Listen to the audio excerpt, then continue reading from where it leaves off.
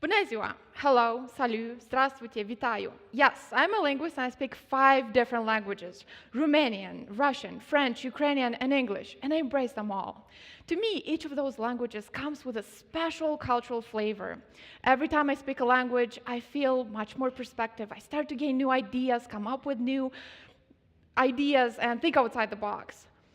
But here at USU, the language I'm working with is the language of chemistry. In fact, I'm coming from a family that has only 2 types of degrees: science or linguistics. And I didn't want to be in a position to choose. I always dreamt about bringing science and education about science in public using the languages I speak. So chemistry, for some of you, would be a simple, straightforward, awesome language to use. Probably you're a chemist. Or you would think this is the worst ever example of a language to be used in a day-by-day communication.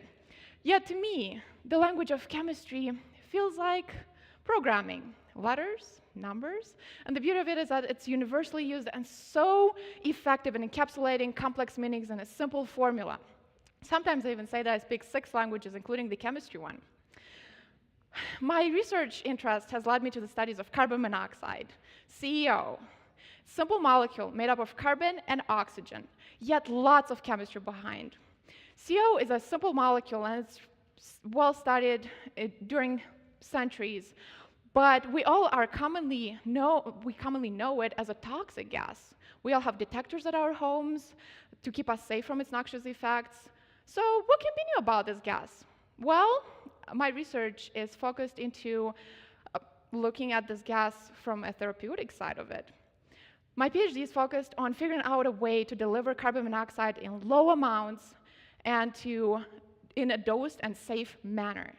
So it sounds crazy, right? But interestingly, it was found that we as humans do produce carbon monoxide in low amounts as an anti-inflammatory agent, much like ibuprofen that we take when we feel pain.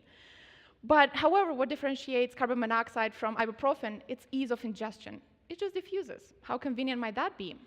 Nowadays, there are technologies that are using CO gas via inhalation for therapeutic purposes. This strategy leads to CO being distributed throughout the entire body.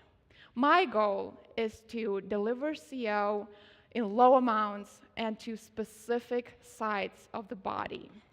In essence, my PhD work revolves around designing of smart molecules that are triggered by visible light and are targeted to deliver CO in human cells. So I'm 2 in 1, a chemist that synthesizes molecules and a cell biologist and toxicologist that applies them and looks for the best candidate. Well, how does my day of work go? I come to the lab and I think, data, data, data, new, unexplored. It's an amazing feeling to be the first human being to see a reaction to happen or a product to form. And we oftentimes feel like champions on a pedestal when we get a squeaky clean compound.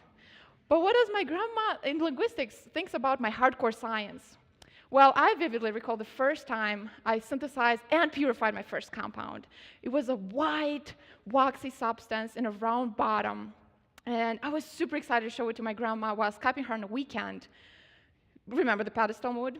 So, to which she squinted and said, "What's that dirt?" I guess the appreciation will come later when the powders we make become the safest way to deliver carbon monoxide for therapeutic purposes. This research has changed me. Well, I'm still a normal human being. No, whom do I lie to? I don't fit anymore in my family. I chose to be a linguist in sciences, thus combining the 2 segregated degrees of my family in one. That sounds much more like carbon monoxide that is both, at high levels, toxic gas, but at low amounts, it has health beneficial effects. When you hear about chemistry, you should also think languages.